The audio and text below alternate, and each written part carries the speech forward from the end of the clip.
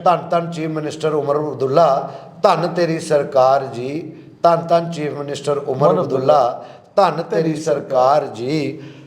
भंड झूठा दी गंढी बन्नी, भंड झूठा दी गंढी बन्नी, होंदे सदा सवार जी, धन धन उमर अब्दुल्ला, धन तेरी सरकार जी।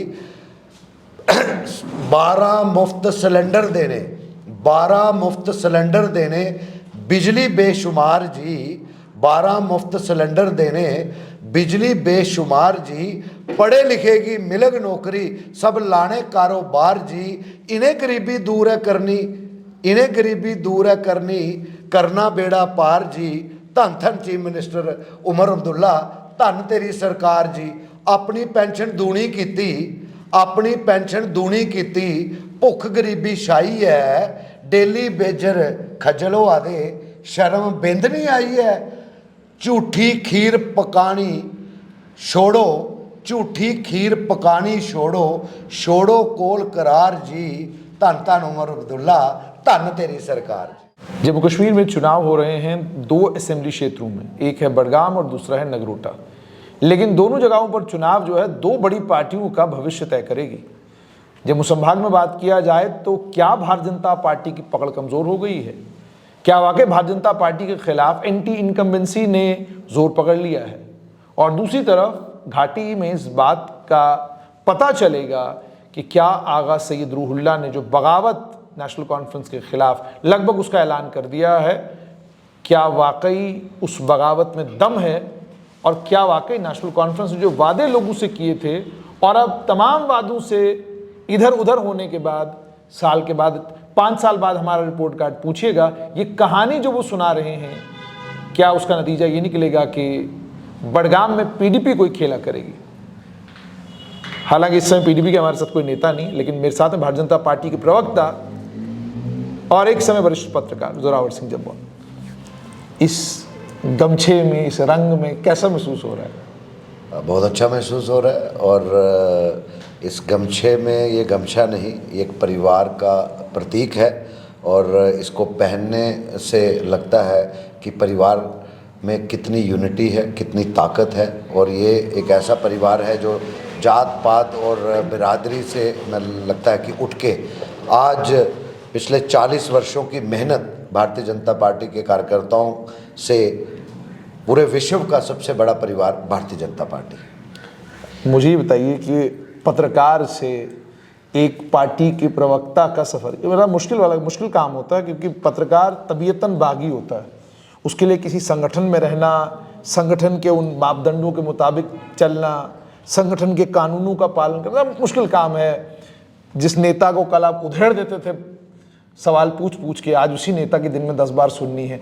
इसमें कैसा महसूस हो रहा है? ऐसा नहीं है, पत्रकारिता में भी जो आपने देखा जुनेद साहब, जो 20-25 साल की पत्रकारिता में काम किया है, तो लोगों के विषयों को, जम्मू कश्मीर के आम आवाम के विषयों को, ताकि उसकी बात सरकार तक पहुंचे।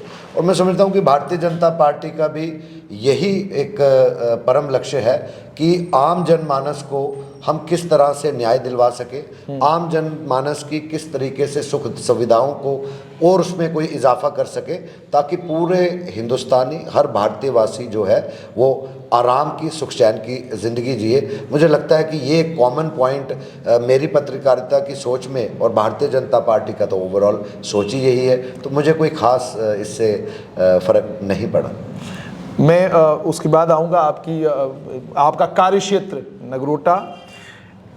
पहले आपसे समझना चाहूँगा कि एक टर्म बड़ी ज़बरदस्त तरीके से इस्तेमाल हो रही है गोदी मीडिया के, जनाब आप तो, क्योंकि बड़े सारे पत्रकार भारतीय जनता पार्टी में शामिल हो गए हैं। लेकिन थोड़ा सा जब मैं इतिहास को खंगालता हूँ तो मुझे पता चलता है कि एक बड़े वरिष्ठ पत्रकार घाटी के, बहुत बड़ा नाम, वो अचानक डीजी इन्फॉर्मेशन बन गए। एक समय में, एक कालखंड में डीजी बन गए। एक और बड़े पत्रकार नेशनल कॉन्फ्रेंस के मेंबर पार्लियामेंट बन गए। एक और बड़े पत्रकार कांग्रेस के इस समय एमएलए हैं। एक और बड़े पत्रकार पहले रेडियो पे बहुत अच्छी कहानियां सुनाते थे, बाद में पीडीपी के एमएलए बन गए।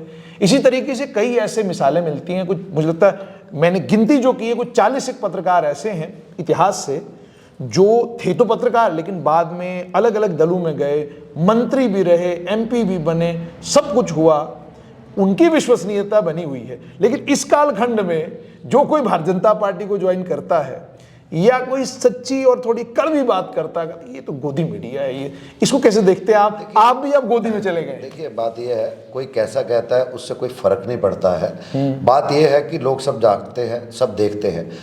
हम आप बात कर रहे हैं, अभी आप देखिए लगभग दोपहर के 2-2:30 बजे हैं और लगभग 3.5 घंटे या 3 घंटे का समय रह गया कि 6 बजे प्रसार और चुनाव का जो वो है समय ख़त्म हो जाएगा। और अभी भी आप देख रहे हैं कि आप अमगरोटा के क्षेत्र में बैठे हैं और ये मंडल का दफ्तर है और आप देख रहे हैं मेरी बहनें, माताएं, हमारे नौजवान और जैसे राकेश जी हैं, हमारे सरदार जी हैं, हमारे अनुसूचित जनजाति OBC के शर्मा जी, सब बैठे हैं और यही विचार विमर्श कर रहे हैं कि किस तरह 3-3.5 घंटे भी जो बचे हैं तो पार्टी को एक से ज़्यादा, मतलब कि कोई वोट घर पे रहना ना चाहिए, उसके लिए संघर्ष कर रहे हैं।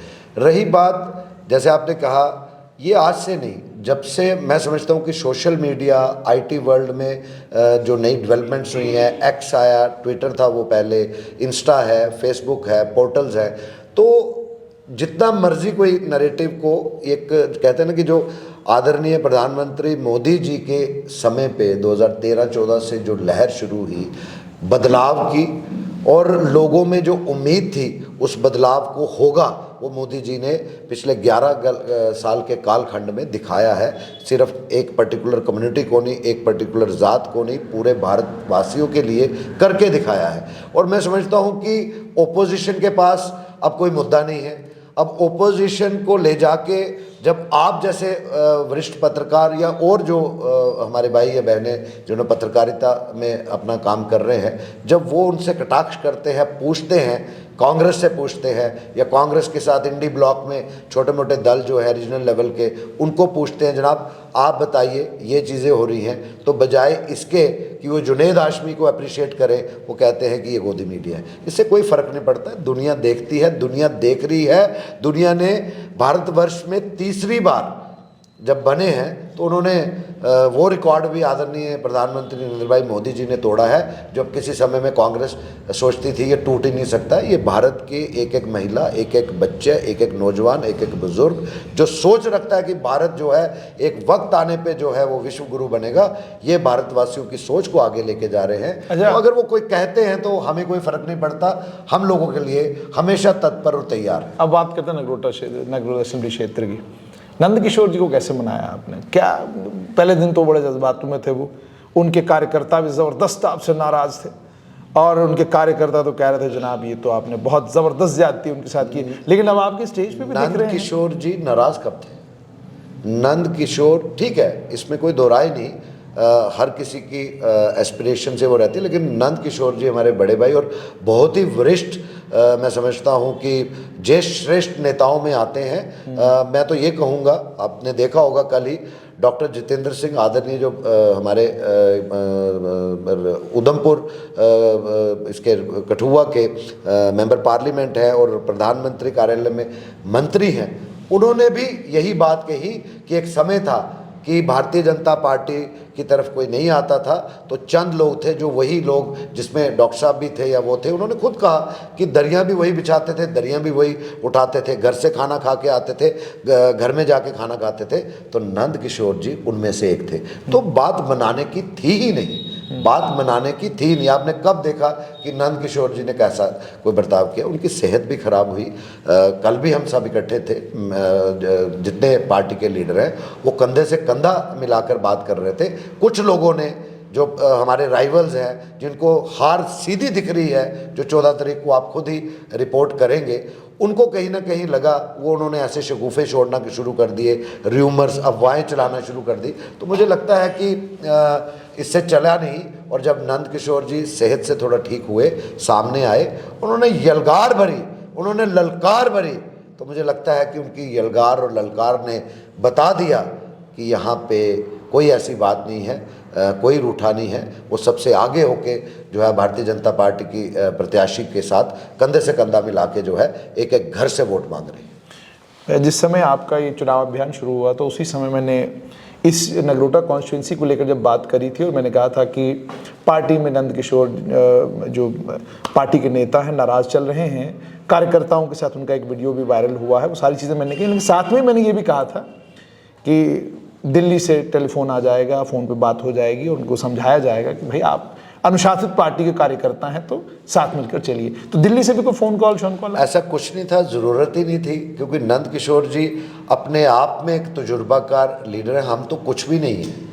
मैं समझता हूँ कि हमने नंद किशोर जी की जो वर्किंग, जो प्रयास, जो हार्ड वर्किंग की है उन्होंने, तो मुझे लगता है कि उससे जो भी यंग लीडरशिप है वो प्रेरणा का स्रोत है हमारे लिए। तो मुझे लगता है कि वो ऐसी ज़रूरत ही नहीं पड़ी।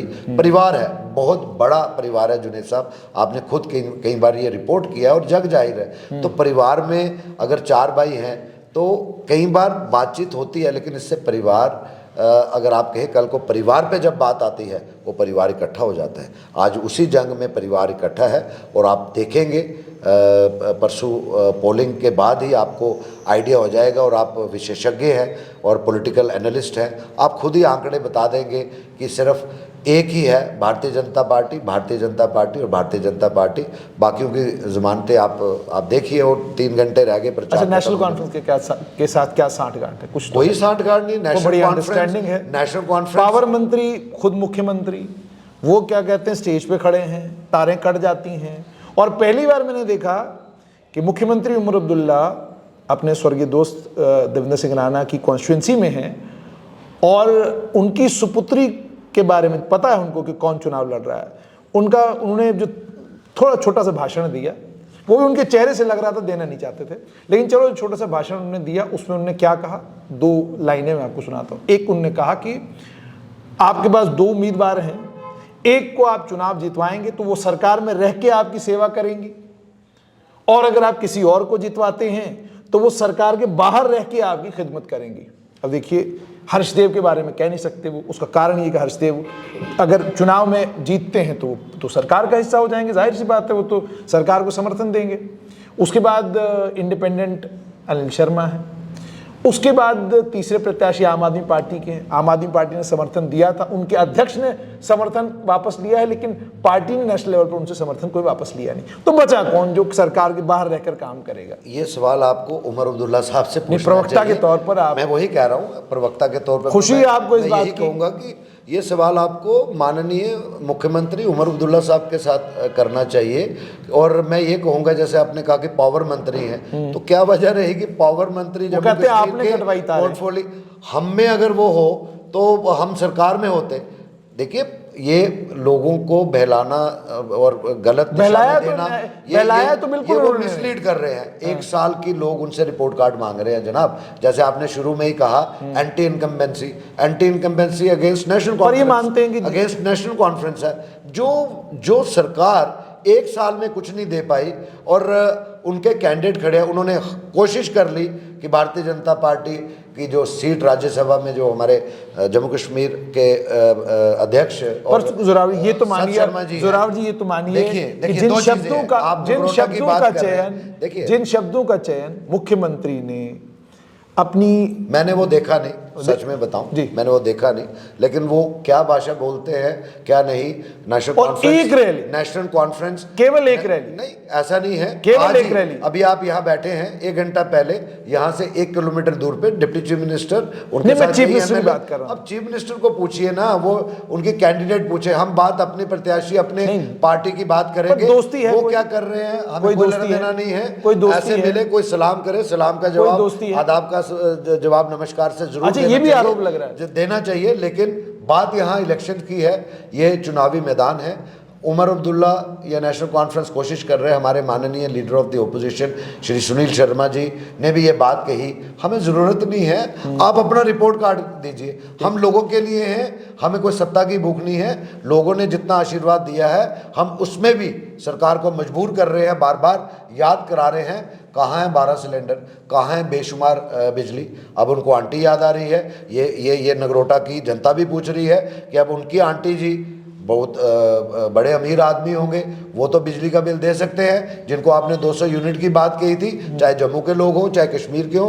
बड़गाम भी पूछ रहा है। इसमें हम कहाँ से आ रहे हैं? लेकिन वो क्या कर रहे हैं जुनैद भाई, हमें कोई लेना देना नहीं। जोरावर जी, भारतीय जनता पार्टी दिन रात प्रयास कर रही है और एक रिकॉर्ड मार्जिन की तरफ नगरोटा में जा रही है। और ये भी बता दूं कि बड़गाम में नेशनल कॉन्फ्रेंस बुरी तरह हारेगी। मैं नगरोटा तक ही सीमित रहता हूँ, मुझे लगता है लेकिन कि आप नगरोटा को लेकर आपसे एक और चीज़ जानना चाहूँगा कि जो बुद्धिजीवी हैं जम्मू में, जब आप उनसे बात करते हैं वो कहते हैं बड़ा हैरान करने वाली बात है कि पूरी नगरोटा असेंबली क्षेत्र के समीकरण जानते हुए भी उमर अब्दुल्ला ने डीडीसी डंसाल शमीम बेगम को खड़ा किया। वो किसी और कैंडिडेट को भी खड़ा कर सकते थे। एक और प्रबल दावेदार थे जिन्होंने पिछली बार स्वर्गीय देवेंद्र सिंह राणा के खिलाफ चुनाव लड़ा था। इनके खिलाफ चुनाव लड़ना जरा मुश्किल काम था, ठीक है, तो वो कह रहे हैं कि नहीं, उनको खड़ा नहीं किया, इनको खड़ा किया ताकि आपको लीवे दे सके और एक समुदाय का वोट जो है वो सिर्फ एक तरफ चला जाए और आप चुनाव जीत जाए। इसका मतलब नेशनल कॉन्फ्रेंस मानती है कि नेशनल कॉन्फ्रेंस एक विशेष समुदाय के लिए ही खड़ी है। आप ही के सवाल में एक सवाल जोड़ता हूं, क्या नेशनल कॉन्फ्रेंस ये मानती है, नेशनल कॉन्फ्रेंस का कारकुन मानता है कि वो एक विशेष समुदाय, एक विशेष वर्ग के लिए ही काम करेंगे? मुझे लगता है कि वो उनकी अंदर की डिसीजंस हैं, वो जाने। भारतीय जनता पार्टी एक अनुशासित पार्टी है। भारतीय जनता पार्टी में चेहरा मायने नहीं रखता है। भारतीय जनता पार्टी में जो कैंडिडेट होता है वो कमल के फूल की तरह एक प्रतीक रहता है, एक चिन्ह रहता है। जब भारतीय जनता पार्टी के कार्यकर्ता, भारतीय जनता पार्टी को मानने वाले भारतवासी जब कमल के फूल को बटन दबाते हैं तो वो एक आइडियोलॉजी, एक सोच को उस बटन को दबा के उसको जितवाते हैं। जैसे आपने कहा चेहरा मायने नहीं रखता, अगर चेहरा मायने नहीं रखता तो आपके पास दो विकल्प थे, आप कर सकते थे। आपने दो महिलाओं को नॉमिनेट करना है लेजिस्लेटिव असेंबली में, आप कर सकते थे और कोई बड़ी बात नहीं थी, लेकिन आपने नॉमिनेट नहीं किया। आप ये जानते थे कि स्वर्गीय देवेंद्र सिंह राणा की सुपुत्री हैं और स्वर्गीय देवेंद्र सिंह राणा का एक अपना वर्चस्व, अपना कदकाठी और अपनी उनकी एक पहचान इस कॉन्स्टिट्यूंसी में, शायद ही नगरोटा कॉन्स्टिट्यूंसी में कोई एक ऐसा घर होगा जो उनसे जाती तौर पे वाकिफ नहीं होगा। तो क्या आपने इस कैलकुलेशन को ध्यान में नहीं रखा? मुझे लगता है पार्टी के जो शीर्ष नेतृत्व है उन्होंने जो भी फैसला लिया, कोई सोच सकता था कि चीफ मिनिस्टर राजस्थान कौन होगा, चीफ मिनिस्टर मध्य प्रदेश कौन होगा?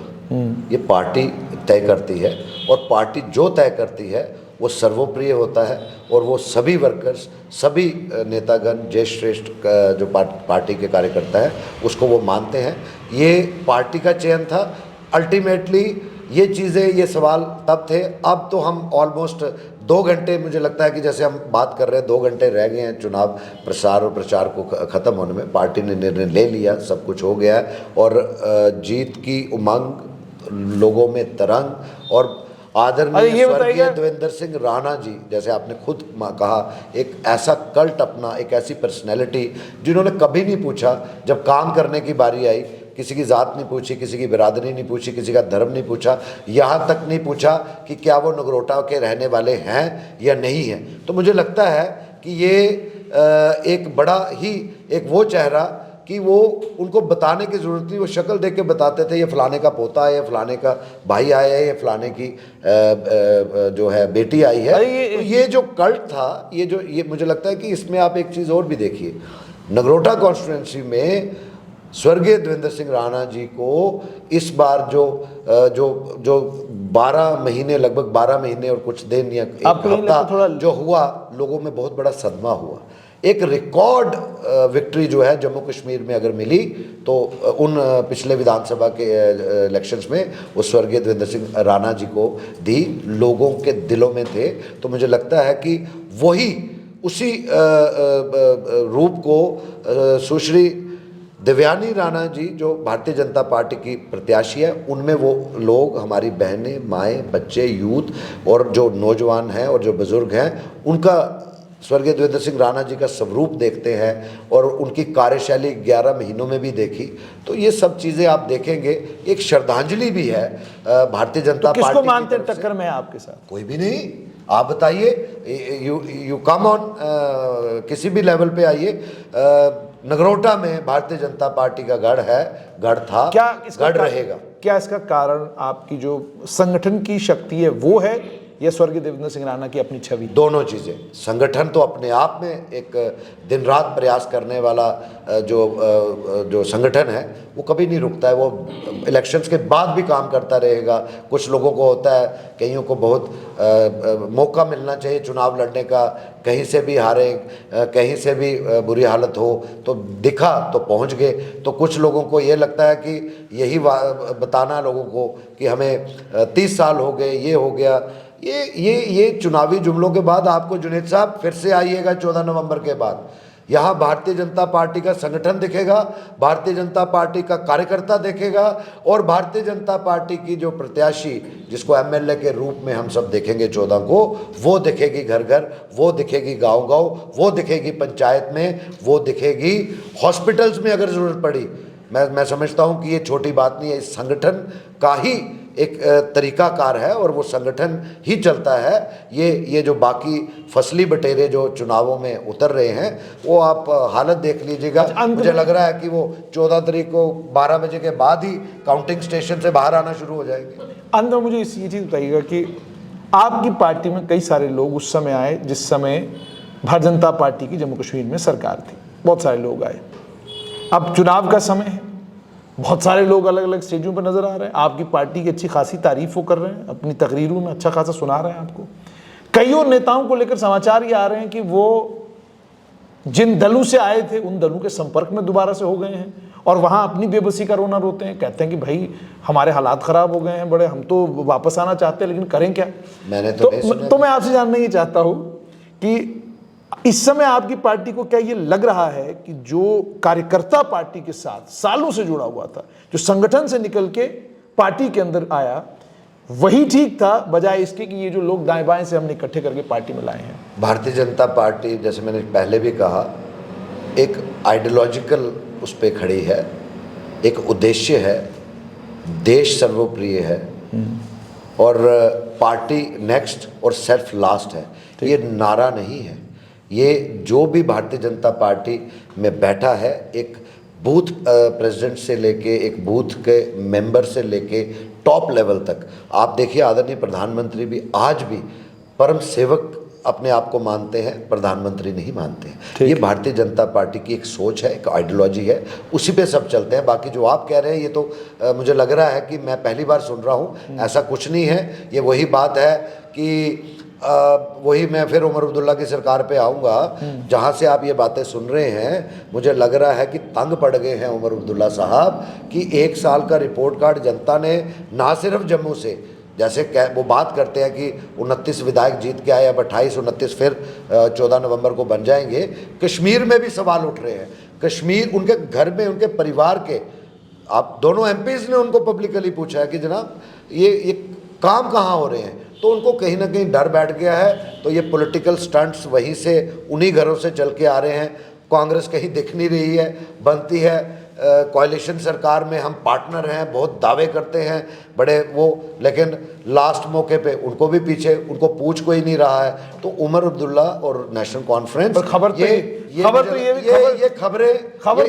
वही आ गए, ये फेक न्यूज़ हैं, ये सब फेक न्यूज़ हैं, ऐसा कुछ नहीं है। और जो लोग आए हैं, लोग काम कर रहे हैं। जिन लोगों ने काम नहीं करना होता ना, तो वो 2-4 महीनों में ही देखते हैं कि यहाँ उनकी दुकानदारी नहीं चलेगी तो वो चले जाते हैं। तो जिन्होंने काम करना है, लोगों के लिए काम कर रहा है और पिछले कई दशकों से काम कर रहे हैं। और मुझे लगता है कि जब वो भारतीय जनता पार्टी में आए, वो एक सोच को देख के आए, आदरणीय प्रधानमंत्री जी की वर्किंग को देख के आए, और भारतीय जनता पार्टी ने जो कार्य किए, और ख़ासकर जब देश पे बात आए तो फिर देश सर्वप्रिय है तो वो बताया, चाहे कोई भी देश हो उसको बताया कि ये वो भारत नहीं सिर्फ रहा जो सिर्फ महात्मा गांधी जी का भारत कहा जाता था। ये नया भारत है साहब, ये नया भारत महात्मा गांधी जी के साथ साथ नेताजी सुभाष चंद्र बोस, शहीद भगत सिंह, राजगुरु और चंद्रशेखर का भी भारत है। और मैं उमर अब्दुल्ला जी, जो बार बार आप बात उनकी कर रहे हैं, जहाँ जा रही हैं उनकी कैंडिडेट, जहाँ उनके नेता जा रहे हैं, आ जाके वो जब लोग उनसे पूछते हैं उनकी तकरीरों के बाद, कोई माता जी पूछती है, ओड़े 12 सिलेंडर आखे है लब्भे नहीं हैं, वो मारे तुस गल ते करा दे, ये बिजली का बिल एडा लम्मा आई है तो हूँ के करचे अस, तो वो जवाब नहीं दे पा रहे हैं उनके जो लीडर्स कैंपेन कर रहे हैं उनके लिए। और मैं, क्योंकि बाकी तो कोई है ही नहीं, अगर नेशनल कॉन्फ्रेंस क्योंकि सरकार में है, मैं समझता हूं कि ये बहुत बड़ा एक क्वेश्चन मार्क है नेशनल कॉन्फ्रेंस के लिए, ये दोनों सीटें जीतने के लिए। और ये दोनों की दोनों सीटें नेशनल कॉन्फ्रेंस बुरी तरह हारेगी, क्योंकि जनता अपने वोटों से ही, लड़के तो नहीं, गालियां निकाल के तो नहीं, मतलब कि अपने वोटों से बताएंगी कि नेशनल कॉन्फ्रेंस सरकार पिछले 13वां महीना शुरू हुआ है तो फेल हुई है। तो मुझे अभी हाल ही में हमारे बड़े साढ़े डोगरी के बड़े मशहूर कवि नरिंदर सिंह रैपरिया और उनकी 4 लाइनां चेता आई हैं, तुसें पुछया है तो वो सुनाई गए होना। उन्हें आख्या, धन धन चीफ मिनिस्टर उमर अब्दुल्ला, धन तेरी सरकार जी, धन धन चीफ मिनिस्टर उमर अब्दुल्ला, धन तेरी सरकार जी, भंड झूठा दी गंढी बन्नी, भंड झूठा दी गंढी बन्नी, होंदे सदा सवार जी, धन धन उमर अब्दुल्ला, धन तेरी सरकार जी। 12 मुफ्त सिलेंडर देने, 12 मुफ्त सिलेंडर देने, बिजली बेशुमार जी, 12 मुफ्त सिलेंडर देने, बिजली बेशुमार जी, पढ़े लिखे की मिलग नौकरी, सब लाने कारोबार जी, इन्हें गरीबी दूर है करनी, इन्हें गरीबी दूर है करनी, करना बेड़ा पार जी, धन धन चीफ मिनिस्टर उमर अब्दुल्ला, धन तेरी सरकार जी। अपनी पेंशन दूनी कीती, अपनी पेंशन दूनी कीती, भुख गरीबी छाई है, डेली बेजर खजल होआ दे, शर्म बिंद नहीं आई है, झूठी खीर पकानी छोड़ो, झूठी खीर पकानी छोड़ो, छोड़ो कोल करार जी, धन धन उमर अब्दुल्ला, धन तेरी सरकार जी। बहुत बहुत शुक्रिया। तो ये थे हमारे साथ भारतीय जनता पार्टी के प्रवक्ता और एक समय हमारे पत्रकार साथी जोरावर सिंह जम्वाल। ये सिर्फ इन्होंने भारतीय जनता पार्टी का पटका नहीं पहना है, लेकिन विचारों से आपको समझ आ गया होगा कि मुकम्मल तौर पर भारतीय जनता पार्टी के प्रवक्ता और नेता हो गए हैं।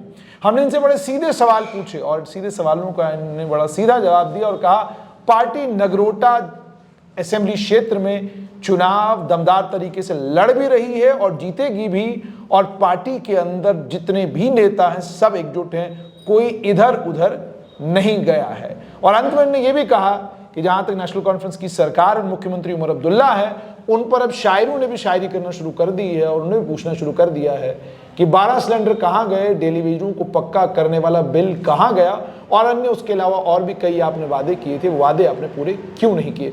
अब देखना ही होगा कि 11 नवंबर को वोट पड़ेंगे, 14 को जब नतीजा आता है तो दोबारा मिलेंगे भारतीय जनता पार्टी के प्रवक्ता जोरावर सिंह जम्वाल से।